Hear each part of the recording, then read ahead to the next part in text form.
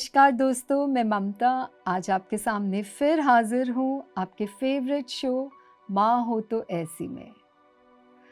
माँ के बहुत सारे रोल्स होते हैं और बहुत सारे भाव भी होते हैं। माँ जब एक माँ रूप में होती है और साथ साथ एक वर्किंग मदर होती है तो उनके चैलेंजेस बढ़ जाते हैं। आज मैं आपके सामने डॉक्टर नवनीत कौर को लाई हूँ, जो कि माँ होते हुए बहुत सारे बच्चों को उन्होंने अपने ज्ञान और ध्यान के माध्यम से आगे लेकर गई हैं। Doctor Navneet Kaur educational field में पिछले 22 साल से हैं और उन्होंने ना ही अपने बच्चों को बट और भी बच्चों को ध्यान के मार्ग पे चलाया है। तो आइए स्वागत करते हैं डॉक्टर नवनीत कौर का। आज माँ हो तो ऐसी के इस एपिसोड में मिलिए डॉक्टर नवनीत कौर जी से। नवनीत जी एक स्कूल की प्रिंसिपल है। स्कूल प्रिंसिपल की जिम्मेदारी संभालने के साथ साथ उन्होंने अपने 2 बच्चों की परवरिश की जिम्मेदारी भी बखूबी निभाई है। उनकी बेटी सिद्दक कौर ऑस्ट्रेलिया में अपनी साइकोलॉजी की पढ़ाई पूरी कर रही है और उनका बेटा अभी 5वीं कक्षा में है। दोनों ही बच्चे 2016 से ध्यान कर रहे हैं। सिद्दक की आध्यात्मिक शिक्षा में जसविंदर कौर जी ने काफी सहयोग किया, जिसके बाद से सिद्दक ने गायन की रुचि को पूरा करना शुरू किया और मैनिफेस्टेशन करना भी सीखा। नवनीत जी कहती है कि एक अभिभावक के तौर पर वे अपने बच्चों के साथ बहुत धैर्यपूर्वक तरीके से पेश आई। उन्होंने कम्युनिकेट करना चुना और बच्चों से बात करके उन्हें समझा और उनका मार्गदर्शन किया, जिससे उनके बच्चों की डिसीजन मेकिंग एबिलिटीज बहुत बेहतर हुई और आज उनके बच्चों के साथ उनके संबंध बहुत घनिष्ठ है। आइए सुनते हैं डॉक्टर नवनीत कौर जी से पेरेंटिंग के अनुभव को। डॉक्टर नवनीत कौर, आपका बहुत बहुत स्वागत है हमारे इस शो में माँ हो तो ऐसी। नमस्कार सभी मास्टर्स को। धन्यवाद ममता जी फॉर बहुत प्यारा आपने इंट्रोडक्शन दिया है। Thank you so much. Doctor Navneet Kaur, आप हमें थोड़ा अपने बारे में बताएंगे? 2016 में मैं PSSM से जुड़ी और मेरी ध्यान की यात्रा शुरू हुई। पहले ही दिन पत्री जी ने पूछा ABC आ गया है, तो मुझे समझ नहीं आया। मैंने ब्रदर को पूछा तो उन्होंने बोला कि मेडिटेशन का ABC आ गया है। मैंने कहा हाँ आ गया है। तो पत्री जी ने बोला आगे सिखाओ, AB सिखाओ और धीरे धीरे आप अपने आप सीखते जाओगे। और वहाँ से उस दिन से 30 सितंबर 2016 से मेरी जर्नी PSSM में शुरू हुई। डॉक्टर नवनीत कौर, मुझे कुछ अपने बच्चों के बारे में बताएंगी आप? दोनों की जर्नी भी 2016 में मेडिटेशन उनका भी शुरू हुआ, क्योंकि घर का वातावरण ऐसा बन गया। कहते हैं जब घर में एक मेडिटेटर आता है तो पूरा घर ही मेडिटेटर्स से भर जाता है। सो ऐसा ही कारवां कुछ हमारे साथ भी हुआ। दोनों बच्चे हैं, बहुत अच्छा कर रहे हैं। सिद्दक के बारे में मैं बताना चाहती हूँ। उसने मेडिटेशन स्टार्ट की, उसने अपने आप को अलाइन करना सीखा। जस्सी दीदी ने उसको सिखाया। उसको सिंगिंग का बहुत शौक़ था, बट किसी ने उसको बोला आप गा नहीं सकते हो। तो दिल्ली की जस्सी दीदी, जसविंदर कौर हमारे दीदी, जो उन्होंने सिखाया उसको कि अलाइन कैसे करना है। वहाँ से मैंने बहुत सारी चीज़ें सीखी जो मैं अपने बच्चों के ऊपर वर्क करती हूँ। वो एक्सपेरिमेंट्स हमारे बहुत बहुत इफ़ेक्टिव हैं। सिद्दक ने गाना शुरू किया और पत्री जी जब भी उसको मिलते थे उसके बाद उससे गाना ही सुनते थे। उन्होंने उसको तेलुगु में भी गाना सिखाया। सिद्दक ने अपना मैनिफेस्टेशन करना सीखा और 5 फरवरी का दिन था 2022। उसने अपने वार्डरोब पे लिखा कि 12th के बाद मुझे ऑस्ट्रेलिया जाना है। कोरोना में सबको पता है कोई फ़्लाइट्स, कोई वीज़ा, कुछ भी बच्चों के लिए कोई फैसिलिटीज़ नहीं थी, सब कुछ ब्लॉक था, बंद था। But she was so sure कि मैं एक मेडिटेटर हूँ और मुझे वहाँ जाके ऑस्ट्रेलिया में जाके पढ़ाई भी करनी है और मेडिटेशन भी सिखानी है। पूरे इंडिया में से 5 फरवरी उस बच्चे ने लिखा था। 1 तारीख को उसको GT पास मिलता है, GTO पास, और उसके बाद 3 दिन में सारा प्रोसेस मेडिकल सब कुछ होके 5 तारीख को वो बच्चा लैंड करता है ऑस्ट्रेलिया में, which is a miraculous thing. सिर्फ power of manifestation, power of speech, power of words, power of thought, हम बात करते हैं बट ये सब होता है। और मेरे बच्चों के साथ ऐसे बहुत सारी एग्जाम्पल्स हैं जो वो खुद सीख रहे हैं, देख रहे हैं, और उनका विश्वास इतना है कि वो औरों को भी वो सिखाते हैं। और आज सिद्धक यूनिवर्सिटी में सबको मेडिटेशन सिखा रही हैं। नवनीत, मेडिटेटर्स, मास्टर्स हमारी ज़िंदगी में आते हैं, पर सबसे बड़ा मास्टर हमारा जो होता है वो हमारी माता और हमारे पिता होते हैं। सो एज अ मदर मैं जानना चाहूँगी कि आपका क्या सहयोग था आपके बच्चों के जीवन में, उनकी डेवलपमेंट में। यहाँ हम बात करेंगे पहले आपकी बड़ी बेटी के बारे में। एज अ मदर एक बहुत बड़ा रोल होता है। हमें धरती माँ के साथ तुलना की जाती है, इसीलिए हमें वो माँ का जगह दी गई है जिसमें ममता, जिसमें गाइडेंस, जिसमें मार्गदर्शन करना, हर काम हमारे ऊपर होता है। एज अ मदर मुझे ये लगता था कि मुझे सबसे पहले रोल मॉडल बनना है। मेरा बच्चा मुझे देख के सीखेगा। बच्चा दो चीज़ों से सीखता है, घर के एनवायरनमेंट से या स्कूल के एनवायरनमेंट से। तो बहुत ज़रूरी था पहले अपने घर में उस प्रयोगशाला को क्रिएट करना जहाँ मैं देख सकूँ कि कैसे एक बच्चे की जर्नी है वो आगे चलनी चाहिए। उसमें पत्रिची की एक बात जो मुझे हर समय याद रही और जिसने मुझे बहुत बहुत हेल्प किया वो था नॉन इंटरफेरेंस। मेरी बेटी उस समय 9th क्लास में थी और वो ऐसी स्टेज होती है जहाँ पे दोनों साइड बच्चे जा सकते हैं, आ सकते हैं। बच्चे नहीं सुनते हैं पेरेंट्स को, उनको लगता है हमें ज़्यादा नॉलेज हो रही है, क्योंकि एक गैप भी होता है हमारे और बच्चे के बीच में। लेकिन उस नॉन इंटरफेरेंस प्लस उस ध्यान जो उसने सिद्धक ने शुरू कर दिया था, दोनों ने उसको खुद गाइड करना शुरू किया। उसकी अंतरात्मा, उसकी सोल जो उसकी बेस्ट फ्रेंड है, जो सब कुछ है, वो उसको खुद गाइड करती थी कि ये ठीक है या ये नहीं ठीक है। सो बहुत ज़रूरी है एज अ पेरेंट, मैंने अपना धैर्य जो था, पेशेंस था, उसको बढ़ाया। क्योंकि एज अ पेरेंट आपको नज़र आता है बच्चा ये गलत कर रहा है, पर उसको ये ना कहना कि ये ठीक नहीं है। क्योंकि जब आप बच्चे को एकदम रोकते हो या टोकते हो, आजकल के बच्चों को जस्टिफाई करना ज़रूरी होता है। आपको बताना उनको ज़रूरी है ये क्यों नहीं करना, और उसको बताने का सीधा तरीका नहीं है। अब आप उनको थ्रू एग्जाम्पल्स, बातों बातों में टाइम दे के आपको ये समझाना पड़ता है। सो ये चीज़ें मेरे लिए बहुत बढ़िया रहीं। मेरे बच्चे ने इसको समझा और धीरे धीरे उसको अपनी जर्नी में खुद फैसले लेने आए। क्योंकि जब नॉन इंटरफेरेंस होता है, बच्चे के ऊपर आप अकाउंटेबिलिटी बढ़ाते हो, बच्चे को रिस्पॉन्सिबिलिटी देते हो, उसको ओनरशिप देनी बहुत ज़रूरी है। चाहे बच्चा छोटा है, चाहे बच्चा बड़ा है। जब आप उसको ये कहते हो कि आप ये कर सकते हो, आई ट्रस्ट यू, बच्चे में इतनी ज़्यादा क्षमता बढ़ जाती है काम करने की। और उसको कैसे करना है वो आप सेकंड पॉइंट सिखाते हो। राइट द ऑप्शंस, आपको एक रास्ता लेना है, ये 4 रास्ते हैं, सोचो कौन सा लेना है। सिंपल रास्ता लेना है, टफ रास्ता लेना है, क्रिएटिव रास्ता लेना है, कौन सा लेना है। You need to discuss with them. आपको बच्चे से बात करनी बहुत ज़रूरी है। आजकल जो प्रॉब्लम्स मैं बच्चों में देखती हूँ कि हमारी आपस में जनरेशन गैप इतना ज़्यादा है, पेरेंट्स के पास टाइम नहीं है। सो बहुत ज़रूरी है, जो मैंने अपनी बेटी के साथ वर्क किया, हम बात करते थे, हम डिस्कस करते थे, पर हम अपना फैसला नहीं थोपते थे। हम उनकी बात सुनते थे, फिर उनको सामने 4 पॉइंट्स रख देते थे, ये choose which one is the best for you. आप डिसीजन लोगे तो आगे डिसीजन का जो आंसर आएगा उसका भुगतान भी आप करोगे। अगर अच्छा डिसीजन है तो भी आपकी शाबाशी, अगर नहीं हुआ तो उसके लिए हम रेमेडी ढूंढेंगे। तो इस तरह मैंने उसको ओनरशिप देनी शुरू की, जिससे उसमें बहुत ज़्यादा कॉन्फिडेंस आया और उसमें डिसीजन पावर की जो क्षमता थी वो बहुत बढ़ी। तो ये आपने बहुत सुंदर बताया कि बच्चों को ओनरशिप देना, जिससे वो अपनी ज़िम्मेदारी समझे, रिस्पॉन्सिबिलिटी लें, और ये बच्चों में एक सेल्फ कॉन्फिडेंस लेवल उनका बढ़ाता है। नवनीत, आप एक वर्किंग मदर और एक सिंगल मदर हैं। आपको अपने बच्चों की परवरिश में क्या-क्या चैलेंजेस आए थे इस दौरान?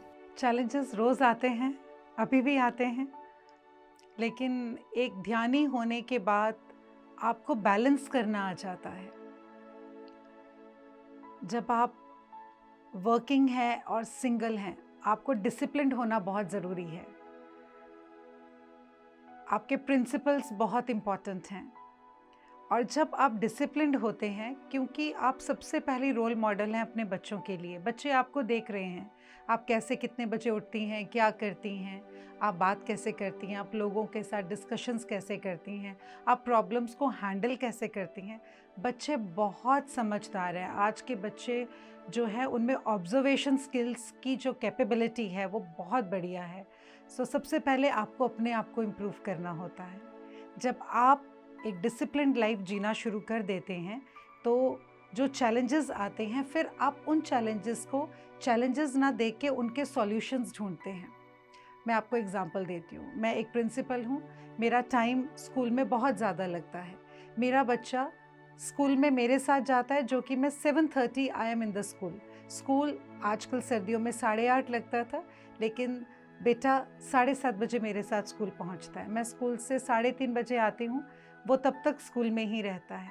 सो उसमें धीरे धीरे पेशेंस बढ़ रही है, क्योंकि जब वो मेरे साथ है वो क्या करेगा, उसके लिए टाइम टेबल बनाया जाता है, क्योंकि स्कूल में कोई और नहीं है कि आप लाइब्रेरी में जाइए, बुक्स पढ़िए या वर्कशीट्स हैं इन पे काम करिए, क्योंकि मैं कहीं और व्यस्त हूँ। बहुत ज़रूरी है आजकल, बहुत इजी है। पहले ये बोलूँगी कि बच्चों के हाथ में गैजेट दे दो और अपना काम करो, लेकिन उससे ज़्यादा ज़रूरी है बच्चों को एंगेज करने के लिए उनका काम पहले क्रिएट किया जाए, फिर अपना काम करो। ये एक बहुत बड़ा चैलेंज था मेरे सामने कि बच्चों को एंगेज कैसे करना है। मैं अपने काम में व्यस्त हूँ, लेकिन उनका वो टाइम बहुत इम्पॉर्टेंट है। बच्चा एक पौधे की तरह है जिसकी नर्चरिंग हर पल हो रही है। वो देख रहा है, सुन रहा है, कॉम्प्रीहेंड कर रहा है, उसके लिसनिंग, स्पीकिंग सब स्किल्स इम्पॉर्टेंट हैं। अब उन सब के लिए आपको अपने जो दिनचर्या है उसमें उसकी जो प्लानिंग है वो पहले करनी पड़ती है। So this was one challenge जो मुझे लगता है मेरे बच्चों ने मेरे साथ मिलके हमने बहुत अच्छा निभाया और निभा रहे हैं। तो आपने बहुत अच्छा एक सजेशन दिया है कि आजकल के बच्चे गैजेट्स में एंगेज हो जाते हैं और उनको गैजेट्स में एंगेज करना इतना मुश्किल नहीं है। बट अगर हम चाहें कि वो उनका फोकस गैजेट से हटे, तो पहले उनके लिए उनकी कुछ एक्टिविटीज़ प्लान कर दें जिससे वो ऑक्यूपाइड रहें। उसके साथ इम्पॉर्टेंट है कि पेरेंट्स बच्चों को टाइम कितना दे रहे हैं। हम सभी बिजी हैं, सभी वर्किंग हैं, लेकिन कुछ समय दिन का ऐसे निर्धारित होना चाहिए जहाँ ना मेरे पास गैजेट हो ना बच्चों के पास। खाना हम एक ही टेबल पे बैठ के खाएं, हम थोड़ी देर टीवी वॉच करें इकट्ठे, उसके ऊपर बातें करें, कुछ मैच देखें, उसकी डिस्कशन करें। बच्चों ने आज जो काम किया उसको अप्रिशिएट करें, पूछे उस काम को करते हुए आपको क्या प्रॉब्लम आई, क्या चीज़ थी जिसने आपको सबसे ज़्यादा एक्साइट किया, आपको बहुत मज़ा आया। कौन कौन से दोस्त थे आपके साथ, किसी दोस्त से आपकी अनबन तो नहीं हुई, क्योंकि ये बातें इतनी ज़रूरी हैं। बच्चा प्योर होता है, वो आपको सब कुछ बताएगा। मेरी इससे लड़ाई हुई, तो आपको उसको गाइड करना है कि हमें तो लड़ाई नहीं करनी, हमें तो सबके साथ मिलके रहना है। जब तक हम बच्चों से बातचीत नहीं करेंगे, उनको कुछ समय नहीं देंगे जिसको हम क्वालिटी टाइम कहते हैं, तो हम बच्चों को समझ नहीं पाएंगे और गैप बहुत ज़्यादा बढ़ जाएगा। तो शाम का समय कुछ देर ऐसी होनी चाहिए जो आप बच्चों के साथ व्यतीत करें। शाम को आधा घंटा आपके अपने लिए, आप वॉक पे जा रहे हैं, बच्चे को साथ लेके जा सकते हैं। वो आपको डिसाइड करना है कि आप कैसे बच्चे के साथ 2 से 3 घंटे ज़रूर निकालें, वो बहुत ज़रूरी है। नवनीत, अक्सर हम सुनते हैं कि माँ को बच्चों के साथ एक फ्रेंड्स की तरह, एक दोस्ताना व्यवहार रखना चाहिए। एंड सिंस आप इतने बच्चों के साथ एसोसिएट करते हैं स्कूल में, कितना आसान है ये माँ के लिए या बच्चे के लिए ये रिलेशनशिप बिल्ड करना? और क्या बच्चे इतना ओपन हो जाते हैं अपने पेरेंट्स के साथ? आज के जो बच्चे हैं वो स्मार्ट बच्चे हैं। Smart means S stands for specific, M stands for measurable, A stands for accuracy, R is reliability, and T is time bond. ये सारी चीज़ें, ये स्किल्स बच्चों के अंदर ऑलरेडी हैं। आपको उनके साथ एक ऐसा रिलेशन बनाना है जहाँ, जो आपने बोला है, दोस्ताना भी ज़रूरी है, पर उनके साथ एक डिस्टेंस भी ज़रूरी है। उनको आपकी आंखों से समझ आएगा कि आप कब किस मूड में बात कर रहे हैं। अगर आप बहुत फ्रेंडली हो जाएंगे तो बच्चे बहुत अपॉर्चुनिस्ट हैं, दे आर वेरी स्मार्ट, वो आपको जीत लेंगे फिर। लेकिन आपको एक गैप देना ज़रूरी है क्योंकि आपको उनको बहुत सारी चीज़ें सिखानी है। सो वहाँ पे भी अगेन आपको टाइम बाउंड होना पड़ेगा, आपको समझना पड़ेगा, आपको बच्चे को सुनना बहुत ज़रूरी है। जब आप बच्चे को सुनते हैं, सुनने के बाद आप अपना डिसीजन लेके उसको इस तरीके से उसके सामने पेश करें कि उसको कहीं पे दिक्कत ना आए, उसको ये ना लगे कि मुझे कोई काम ज़बरदस्ती से कराया जा रहा है, उसको उस काम के लिए एक्सेप्टेबिलिटी हो। जब एक्सेप्टेबिलिटी आनी शुरू हो जाएगी, आपका कंफर्ट जोन बच्चे के साथ अच्छा होना शुरू हो जाएगा, आपका कनेक्ट बच्चे के साथ अच्छा होना शुरू हो जाएगा। कोई भी टीचर, उसको बेस्ट टीचर कहा जाता है जब उसका अपने स्टूडेंट्स के साथ या अपने बच्चों के साथ कनेक्ट हो। कनेक्ट मीन्स बच्चा कंफर्टेबली आपको आके अपनी बात बता सके। आपने कुछ पढ़ाया और मुझे समझ नहीं आया, मुझ में डर नहीं है, मुझ में रिगार्ड है, पर बाद में आके मैं आपको बता सकती हूँ कि मैम मुझे ये समझ नहीं आया, क्या आप मुझे दोबारा समझाएंगे? तो ये अपनत्व वाली फीलिंग आनी बहुत ज़रूरी है, तब ये गैप जो होगा वो कम होगा, तब वो फ्रेंडली इफ़ेक्ट जिसको हम बच्चों के साथ कहते हैं वो हमारा इफ़ेक्टिव होगा, जिसका फ़ायदा हमें, बच्चों को, पेरेंट्स को, स्कूल को, सबको होगा। एक चीज़ और जो देखने में आती है कि बच्चे अपनी टीचर्स का कहा हुआ बहुत सीरियसली लेते हैं एंड अक्सर मदर्स जाके कुछ भी है तो टीचर्स को बोलते हैं कि मैम प्लीज़ आप इसको समझाओ, ये सुन नहीं रहा या ये सुन नहीं रही है। सो ऐसी सिचुएशन क्यों आती है? क्योंकि क्या पेरेंट्स स्ट्रिक्ट होते हैं या कम्युनिकेशन नहीं है? एज अ टीचर आपने क्या महसूस किया, या आई मीन इसके बारे में आप कुछ कहेंगे कि ये जो गैप है वो कैसे फिल कर सकते हैं? ये मैंने अभी आपको बताया, कनेक्ट होना बहुत ज़रूरी है। टीचर के साथ जब बच्चे का कनेक्ट हो जाता है, टीचर गलत भी पढ़ाता है तो भी पेरेंट को बच्चा कहता है कि मेरा टीचर ठीक है, उसका कनेक्ट बहुत स्ट्रांग हो जाता है। क्योंकि 6 घंटे, 6 से ज़्यादा, 6.25 घंटे या 6.5 घंटे बच्चा स्कूल में टीचर के साथ है। घर आके वो घर में है, बात यही हो गई कि आप उसको कितना टाइम दे रहे हो।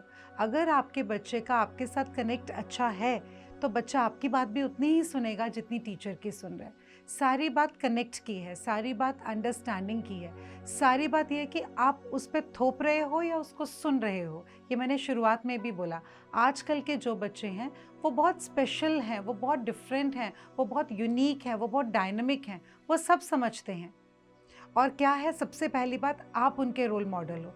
क्या आप उस रोल मॉडल की जो परिभाषा है उसमें परिपूर्ण हो रहे हो? आप बच्चों से एक्सपेक्ट कर रहे हो कि इसमें आपके 100 में से 100 नंबर आने चाहिए, लेकिन क्या हम जब बच्चे थे हमारे 100 में से 100 नंबर आए थे? हमारी एक्सपेक्टेशन कितनी ज़्यादा है बच्चों से? क्यों, वो तो बच्चे हैं, उनकी एक्सपेक्टेशन हमसे क्या है? वाइसा वर्सा होना बहुत ज़रूरी है। आप जहाँ भी बच्चों को उनको कुछ भी असेस कर रहे हो, आप पहले उस जगह अपने आप को खड़े करो। जिस दिन आप अपने आप को खड़े करना शुरू करोगे, आप बच्चों को ज़्यादा समझोगे। बच्चा, एक मैं आपको एग्जांपल देती हूँ, आजकल मेंटल हेल्थ की बहुत प्रॉब्लम आ रही है। बच्चा स्कूल में बात करता है, घर आके चुप हो जाता है, नहीं बात करता। घर में कुछ तनाव है, लड़ाई है या कुछ भी XYZ कोई भी प्रॉब्लम है, बच्चे को वो वातावरण में कंफर्टेबलनेस नहीं मिल रही तो वो चुप हो जाता है। It's a symptom of mental health. बच्चा खाना नहीं खा रहा है, क्यों खाना नहीं खा रहा है? आपको डीप जाना पड़ेगा। बहुत सारी चीज़ें हैं जिसके पीछे साइंटिफिक रीजंस हैं, आपको समझना पड़ेगा। क्या पता कहीं कमी मुझ में ही हो। पहले मुझे अपने आप को डिसिप्लिन करना पड़ेगा, मुझे देखना पड़ेगा कि मैं बच्चे को क्या इन्वायरमेंट दे रही हूँ, क्या कंफर्टेबल इन्वायरमेंट है, क्या मेरा होम हैप्पी होम है। अब हमारे स्कूल में जो बच्चे आते हैं वो घर जाना ही नहीं चाहते। पेरेंट्स कहते हैं कि सैटरडे को स्कूल आप क्यों ऑफ करते हो? बच्चे कहते हैं हमें स्कूल जाना है, क्योंकि एक हैप्पी इन्वायरमेंट है। बच्चे को हम पढ़ाई जो है उसको हम थोपते नहीं हैं, उसको हम इतना क्रिएटिविटी से करवाते हैं, वो इन्जॉय करते हैं। आप घर में भी कोई भी काम अगर बहुत इन्जॉय करके कर रहे हैं, आप खाना ही बना रहे हैं, बच्चे को कहते हैं आओ चलो will play something over here, let's do experiment. आप वहाँ पे रोटी बना रहे हो, थोड़ी सी बच्चे को दे दी, उसने थोड़ी गलत बनाई, पर आपने उसको अप्रिशिएट किया, वाह ये तो मैंने कभी सोचा ही नहीं, ऐसे भी बन सकती है। आप जब उसका वो प्रोत्साहन देके उसको जीत लोगे, उसके अपनेपन को, उसके कॉन्फिडेंस को, तो बच्चा आपके साथ कनेक्ट होगा ही होगा। नवनीत, एक बहुत इशू आता है, बच्चे आजकल इतना फोकस्ड नहीं हैं, तो हम इनका फोकस कैसे इम्प्रूव कर सकते हैं? अक्सर मैंने मदर्स को कहते हुआ कि my child is not focused, पढ़ता नहीं है। तो हम इस चीज़ को कैसे उनका इम्प्रूव कर सकते हैं फोकस को? अगेन बात शुरू होएगी कनेक्ट से। आप टीचर हैं, आप माँ हैं, पहले आपको आपके बच्चे को जानना बहुत ज़रूरी है। मैंने पहली बार अपने बेटे को पूछा, थोड़ा सा जब बड़ा हुआ, कि तुम क्या बनना चाहते हो? उसने कहा मैं आर्मी में जाऊंगा। सर आर्मी में जाने के लिए क्या करना पड़ता है? कहता गन्स चलानी पड़ती है, आप मुझे गन्स गिफ्ट ला के दे दो। तो उसको कोई भी घर आता था उसको गन गिफ्ट चाहिए होती थी। तो समझ आया कि इसका फोकस कहीं ना कहीं दूसरी तरफ जा रहा है जो हमें संभालना है। तो उसको समझाया कि आर्मी में जाने के लिए सिर्फ गन नहीं चाहिए, बहुत सारी चीज़ें आपको अलाइन करनी पड़ेंगी, आपको सीखनी पड़ेंगी, आपका फोकस होना चाहिए, आप फिज़िकली फिट होने चाहिए, आपकी आइज़ प्रॉपर होनी चाहिए। आप तो आजकल गैजेट ले लेते हो, कोविड के बाद बच्चों के लिए गैजेट सबसे बेस्ट गिफ्ट है। तो आप अगर इतना गैजेट लोगे तो आपकी आइज़ की रोशनी तो वीक हो जाएगी। फिर आप टाइम फिक्स करो, हाफ एन आवर आपका गैजेट, कोई आपको नहीं रोकेगा। आप क्या देख रहे हो हमें पता होना चाहिए, और उसके बाद हम बाकी काम करेंगे। तो उसको बताया गया अगर आप थोड़ी सी मेडिटेशन कर लेते हो तो जो आप ये गैजेट में आपकी एनर्जी वेस्ट होती है वो आप एनर्जी सेव कर लोगे। उसने बोला ये तो मुझे ज़रूर सिखाओ, तो मैं जब गैजेट को यूज़ करूँगा मेरी एनर्जी सेव हो जाएगी। उसको अलाइन करना सिखाया कि आप आंखें बंद करके बैठो। जब आंखें बंद करके बैठते हो, जैसे हमारी सांस एक लाइन में चल रही है, फील करो कि एक लाइन आपके सामने पूरी बन गई है, एंड वॉच दैट लाइन। और उसके ऊपर अपनी सांसों का ध्यान, सांस लेते जाओ और ध्यान सिर्फ एक देखो कि आप एक अलाइनमेंट हो गई है, एक लाइन में आप पूरे, जैसे हम खड़े होते हैं आप खड़े हुए हो, धीरे धीरे पिरामिड देखो बन रहा है। और जस्ट उसके बाद अपनी सांसों पे ध्यान दो, जितनी आपकी एज है। My son is now in going to be 10, तो वो 10 मिनट की मेडिटेशन करता है। उस समय वो 5 साल का था तो उसको 5 साल से शुरू कराया। सो बच्चे को नहीं पता वो क्या कर रहा है। जैसे हम खाना खाते हैं, हम कुछ भी खा रहे हैं, हमें नहीं पता उसमें कितना प्रोटीन है, कितना कैल्शियम है, कितना कार्बोहाइड्रेट्स हैं, पर हम खाना खा रहे हैं। हमें इतना पता है कि उससे हमें एनर्जी मिल रही है। सेम वे जब बच्चे को हमने अलाइनमेंट सिखाई तो बच्चे को ये नहीं पता कि हमारी क्या क्या पावर्स इम्प्रूव हो रही हैं थ्रू मेडिटेशन, और कितना फोकस इम्प्रूव हो रहा है वो उसको नहीं पता, पर उसको ये समझ आ रही है कि अलाइनमेंट करने से मेरी एनर्जी सेव हो रही है। सो यहाँ से हमने धीरे धीरे बच्चों को इस तरीके से छोटे छोटे टिप्स दे के समझाया कि जब आप किसी से बात करते हो तो आपकी एनर्जी उनको मिल जाती है। आपने अपनी एनर्जी को सेव किया, आपको एनर्जी रात को सो के मिली या मेडिटेशन करके मिली, लेकिन आपने किसी से बात करके वो एनर्जी दे दी। सो आप जितना कम बोलोगे, जो ज़रूरी है बोलोगे, वो गुड है, क्योंकि जो आप देते हो वो वापस भी आता है। इसलिए थोड़ा बोलना है और अपनी एनर्जी को सेव भी रखना है। जिसके पास जितनी एनर्जी होगी उसका फोकस, उसकी इंटेलिजेंस, उसकी सोचने की क्षमता सब सबसे बेस्ट होगी। और हर बच्चा चाहता है वो इंटेलिजेंट बने, वो बेस्ट बने, क्लास में उसको अपलॉड मिले। सब चीज़ों के लिए फोकस होना ज़रूरी है। और फोकस कहाँ से आएगा? ध्यान से आएगा, एनर्जी सेव करने से आएगा, एनर्जी को बढ़ाने से आएगा। उनको कॉन्सेप्ट सिखाया, जैसे बैंक में पैसे रखते हैं, पैसे बढ़ते जाते हैं, ऐसे कम बोलोगे तो एनर्जी बढ़ती जाएगी। कल जब ज़रूरी है उस एनर्जी को यूज़ करो, सो दैट आपके एग्ज़ाम्स में, आपके असेसमेंट्स में, आपके कॉम्पिटिशन्स में आप उस एनर्जी को यूज़ करके बहुत अच्छा प्रदर्शन कर सकते हो, और आपके लिए बहुत अच्छी सीख होगी और आप बाकियों को सिखाओगे। सो फोकस होना बहुत ज़रूरी है, इसलिए बच्चों को ध्यान की शिक्षा देना बहुत ज़रूरी है। नवनीत, मैं चाहूँगी, आपका इतना बड़ा एक्सपीरियंस है, आप इतने बच्चों को पढ़ा चुकी हैं, और आई थिंक आपका जो वास्ट नॉलेज है, जो अभी मैंने समझा हम सब ने आपके साथ बात करके, आज के मदर्स को जो हमेशा बहुत चिंतित रहती हैं अपने बच्चों को लेके, क्या मैसेज देना चाहेंगी आप? मैं ये मैसेज देना चाहूँगी सभी मदर्स को कि आपको उस परमात्मा ने एक इतनी बड़ी अपॉर्चुनिटी दी है कि आप एक ऐसे बच्चे को क्रिएट कर सकती हैं, मैनिफेस्ट कर सकती हैं, जो इस दुनिया में, जो पत्री जी का संदेश था, मानवता के गुणों को लेके आना, ह्यूमेन क्रिएट करना, वो आप कर सकती हैं और आगे आपके बच्चे कर सकते हैं। उसके लिए आपकी ये तपस्या है, साधना है। जो जो चीज़ें आपको लगती हैं आपके बच्चे में एक एज अ लीडर होनी चाहिए, उसके लिए ज़रूर काम करिए होंगे। सो एज अ मदर आपके लिए बहुत ज़रूरी है, आपके बच्चे को कभी कोई स्ट्रेस आए, कोई चैलेंज आए, उसमें से निकलना, उसका सॉल्यूशन ढूंढना आपके बच्चे को आना चाहिए। कोई भी स्ट्रेस आने से वो घबराए ना, उसको फेस करे, उसके लिए सॉल्यूशंस ढूंढे, ताकि जो दुनिया है उसमें पॉजिटिविटी को बरकरार रखा जाए। सो माँ में कितनी शक्ति है, कितनी ताकत है, ये हमने हमारे बहुत सारे एपिसोड्स में देखा और समझा है। तो माँ ही एक है जो अपने बच्चे को वो हिम्मत, वो ताकत, वो शक्ति दे सकती है। एंड ध्यान एक बहुत सुंदर माध्यम है।